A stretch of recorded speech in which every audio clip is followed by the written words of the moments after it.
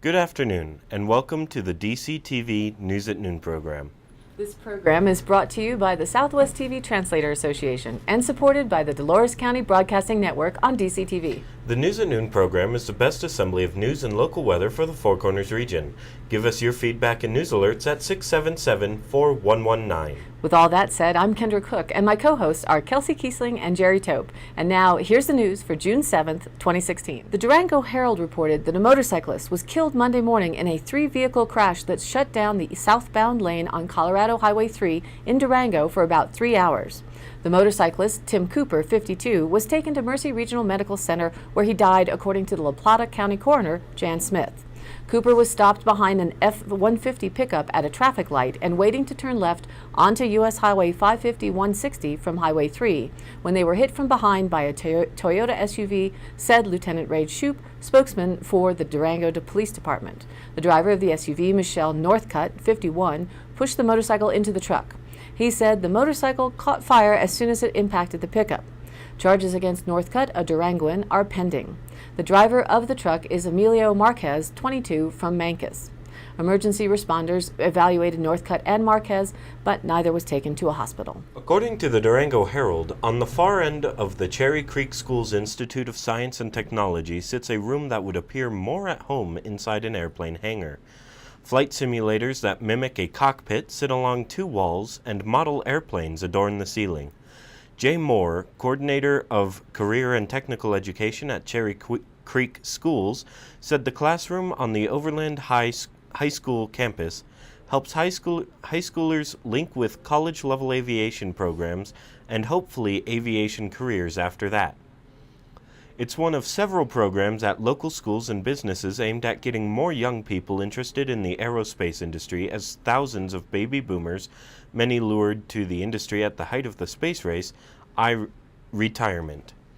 In Aurora, where the biggest employer is Buckley Air Force Base and Raytheon, Northrop Grumman, and Lockheed Martin employ close to 4,000 people, the concern is particularly acute. Susan Lavrakis, a workforce specialist for the Aerospace Industries Association, said that for the past decade, aerospace leaders have feared a retirement rush was coming. As such, they've thrown their resources at encouraging young people to pursue science and math degrees and eventually aerospace careers. We can't wait for somebody else to solve this, she said.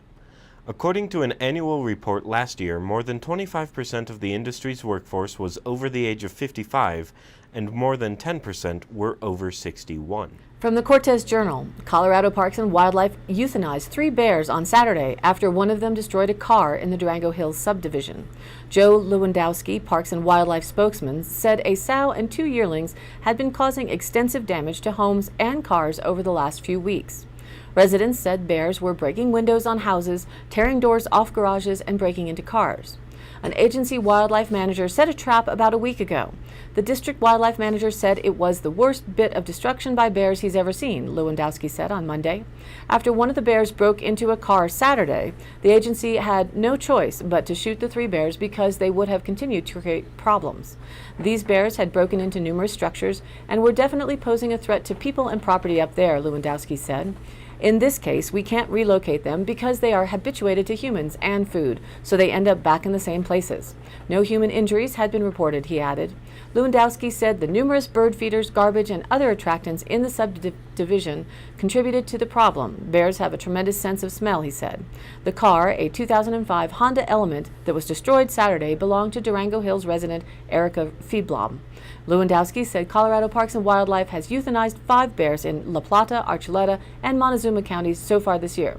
The last time they shot and killed a bear in Durango was last summer, when a bear bit 2 men who were camping near the Durango Tech Center.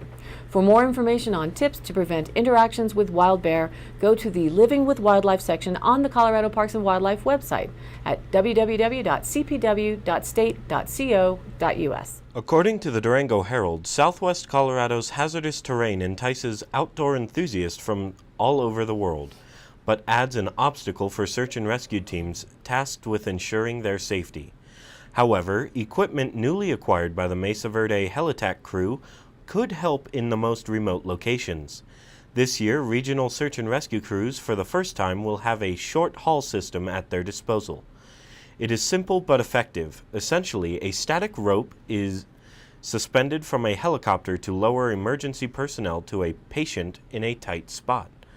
On the ground, rescuers can attach the patient to the rope to be lifted to the helicopter and transported to where they can get further care. Ropes generally reach down 250 feet, but that can be doubled if needed. Helicopters have about an 8,000-foot elevation ceiling, but can go up to 10,000 feet in some circumstances. The aircraft carry fuel for about 2 hours. The system is used throughout isolated areas of national parks and other wilderness areas. A week ago, an aviation team made a short-haul rescue of 2 hikers stranded along the shoreline of Crater Lake National Park in Oregon. One hiker had hypothermia and the other was injured from falling 250 feet. The 2, hiking in an off-limits area, were taken to a hospital. From the Durango Herald, local, state, and federal agencies are coordinating efforts to make sure they're all on the same page for firefighting season. And they're hoping for a season similar to the last 2 more quiet years instead of the busy 2013 season.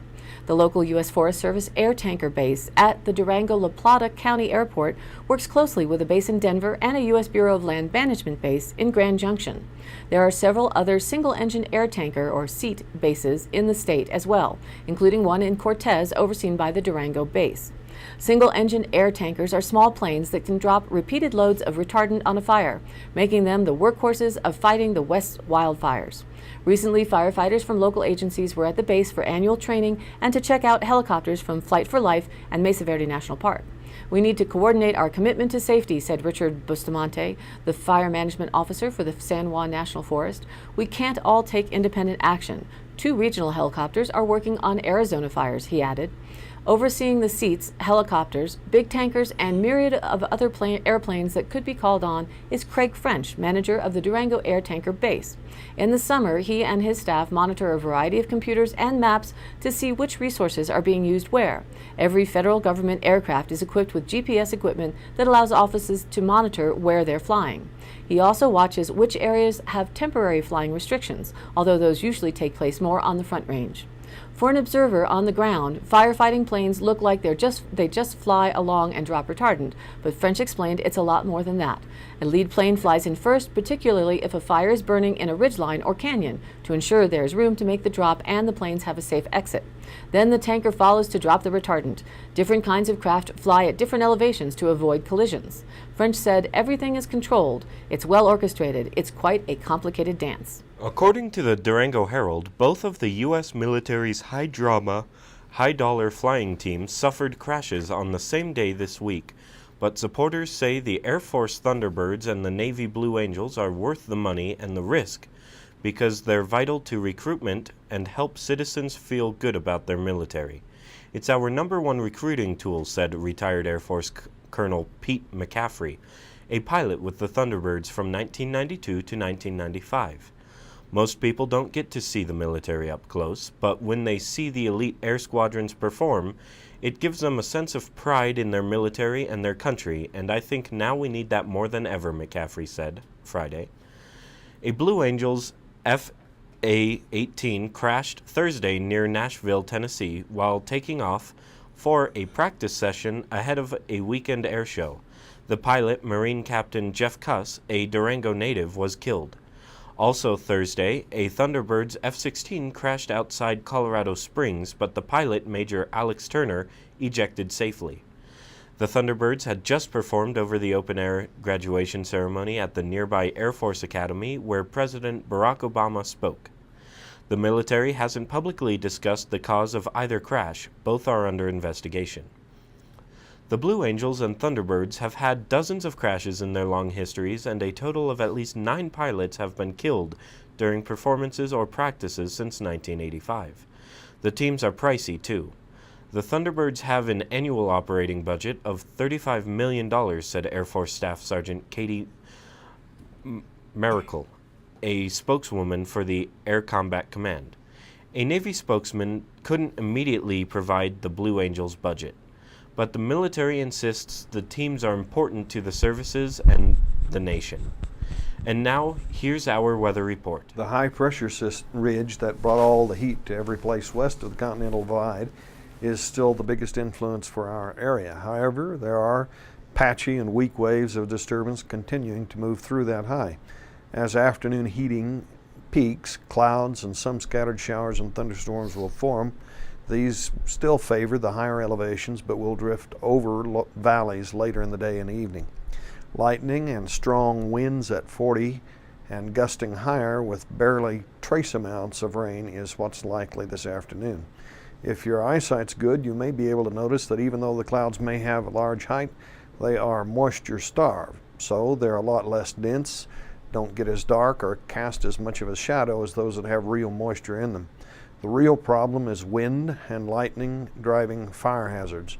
The spring grasses are drying out and there's plenty of beetle kill wood still in the forest for fuel. A lot of fuel for fire hazard levels to rise quickly. Just to our southwest, temps are expected to clear 100 degrees today. Tomorrow the high will exit the area and a weak Pacific system will set up by the middle of the day. It is weak though, and some models suggest the system will split. Then the jet stream will converge with the stream aimed at our southwest region and drive wind speeds up for its arrival with no real decline in temperatures. The result is that even though there's supposed to be 50% more moisture than today's clouds, more storm activity is expected, but there will be noise and wind and little moisture with more lightning. So, with the evening cooling, activity should lessen and stop, leaving us warm, dry nights. The trend set tomorrow will likely continue through Monday. A cold front passing the Ohio Valley will reach the East Coast by tomorrow night.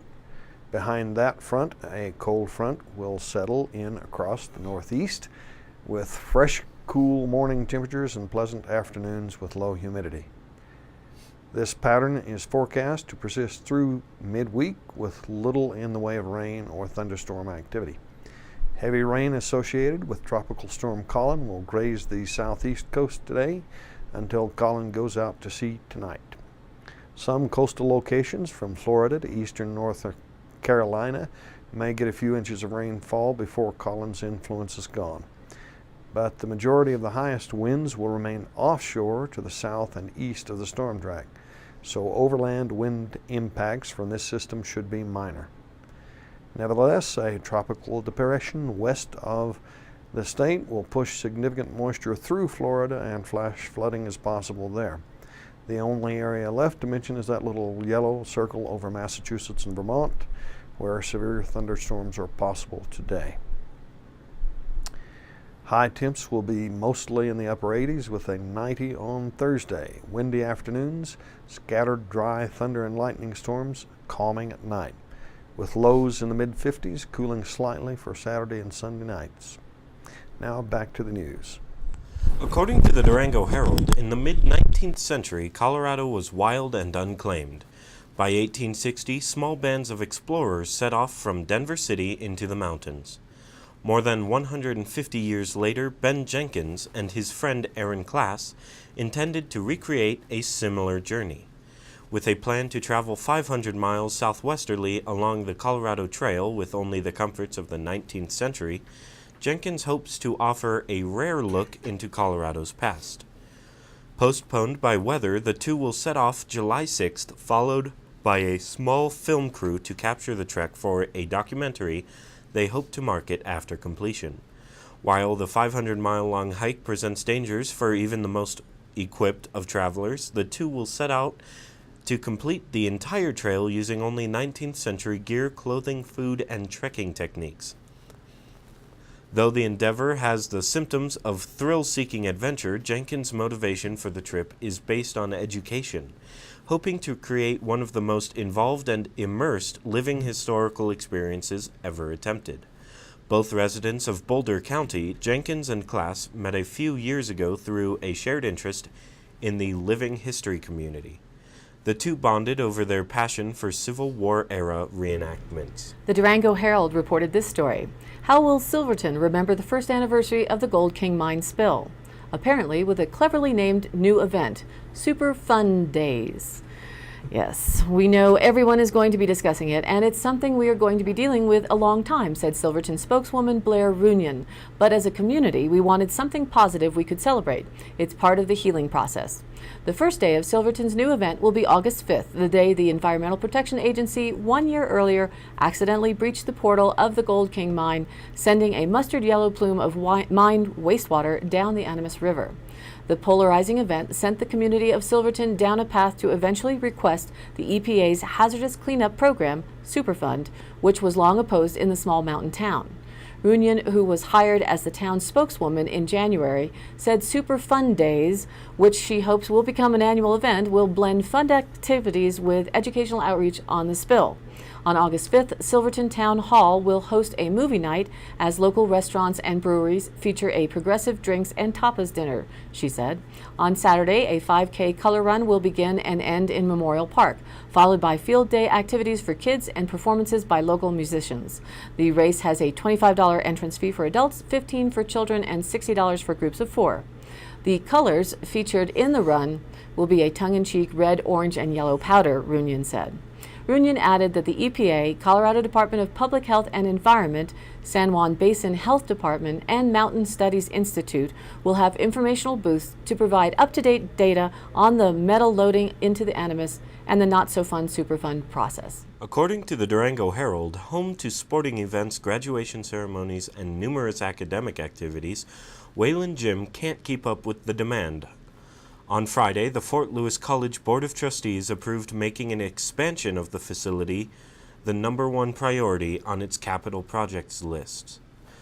It's the busiest building on campus year-round, said Physical Plant Services Coordinator Kathy Gore, and it's booked from 7 in the morning to 10:30 at night. The first phase would include an auxiliary gym, which would relieve some of the stress.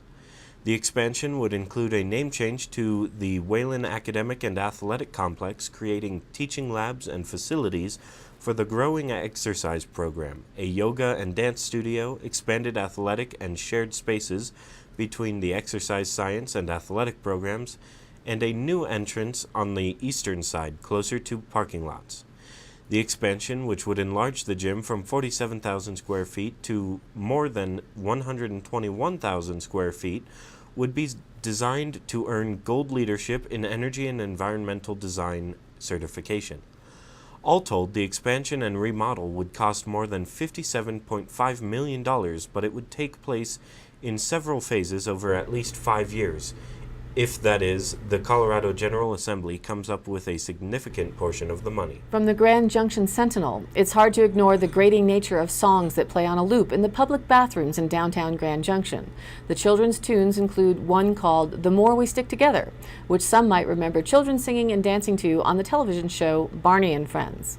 There's a tongue twister of a ditty called Polly Wolly Doodle, and the seemingly endless The Ants Go Marching, to name a few. The rather irksome music isn't by accident, as officials with the City of Grand Junction and the Downtown Development Authority brainstorm ways to make the bathrooms unattractive for people who vandalize and sometimes sleep in the facility. They believe adding the annoying music may be one tactic to keep people on the move. Rob Schober, the Director of Parks and Recreation for Grand Junction, said, "We want the intended use to continue, but it has got to be a magnet for loitering." So Schober said the city considered simply locking up the bathrooms, but that goes against the intent of the restrooms, which is providing a service for the entire community and tourists. Damage to the restrooms has been extensive. Vandals have broken out the glass mirrors and damaged a glass block privacy wall in the men's bathroom. People used toilet paper to light fires in the restroom and litter the floor with used hypodermic needles. Someone punched out the light sensor, apparently in an attempt to make restrooms darker for sleeping. People and their pets have been discovered sleeping on the floors. After vandals kicked in the doors, city workers changed the hinges so they swing the other way. When the city closed the restrooms this winter, someone set fire to the inside of the adjacent portable toilet. In response, the city has changed lighting in the bathroom from a dingy yellow light to bright white lighting, which appears to have stopped some of the vandalism for now. Keeping the downtown bathrooms a well-maintained resource for the whole community is part of a larger issue for city officials and members of the DDA.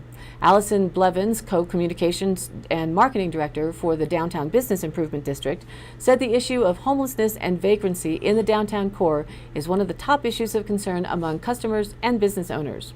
Blevins said the changes to bathrooms seem to have stemmed the rampant vandalism. She finds it encouraging that the city is helping come up with ideas to limit vagrancy. And now the Dolores County Sheriff's Roundup for the week of May 30th through June 5th. A town resident filed a complaint of harassment on their neighbor. A deputy noticed unlocked doors during a routine town business building check. The owner was notified and the doors secured. A deputy responded to a residential alarm. All was fine. The alarm was set off in error. A motorist reported a vehicle traveling at a high rate of speed on Highway 491. A deputy arrested Summer Davis of Dove Creek on an outstanding warrant out of Price, Utah. Subject was transported to Montezuma County Jail. That's it for today's Roundup. Stay tuned this week for more updates. And in today's High Country happenings, all month, Monday, Tuesdays, and Wednesdays, the Cortez Public Library Computer and Tech Tutoring takes place at 202 North Park. Call 970-565-8117 or visit the library for an appointment. At the Sunflower Theater in Cortez, Cortez Public Library film Salam Neighbor will be shown on June 13th starting at 7 p.m. free to the public. The City of Cortez offers trips for seniors ages 60 and over. The first one this summer is June 16th, a Durango Day trip. Raft the Llanos Rapids. It's $50, which includes lunch, transportation, and rafting. The 2-hour rafting includes Type 1, 2, and 3 rapids. Sign up at the Cortez Rec Center or call 970-564-4080 for more details. Also in Cortez, there are watering restrictions from May 15th to September 15th. No lawn watering between 10 a.m. and 5 p.m. Repeat offenders will have their water turned off and charged a $40 fee to turn it back on. All of the event listings are available on our DCTV News at Noon Facebook page. If you have a suggestion, you can email us at dcbnnews@gmail.com or call the station at 677-4119. Again, thanks for tuning in. This program is aired live at noon Monday through Wednesday and rebroadcast at 2:30 and 8 p.m. on Channel 32.1 Dolores County, on Channel 30.4 in Montezuma County, and their cable Channel 5. And you can also rewatch the broadcast on YouTube. Search DCTV News at Noon, and please like us on Facebook and follow us on Twitter. Stay tuned today, right after the news, for Talk Tuesday. We'll welcome an in-studio guest, Kathleen Kiesling. We'll find out more about the new Dolores County Farmers Market this summer and field your calls to talk about fresh produce. For Kendra Cook, Jerry Tope, and all those who are working to bring you DCTV and the News at Noon program from Dove Creek, USA, I'm Kelsey Kiesling. See you next time.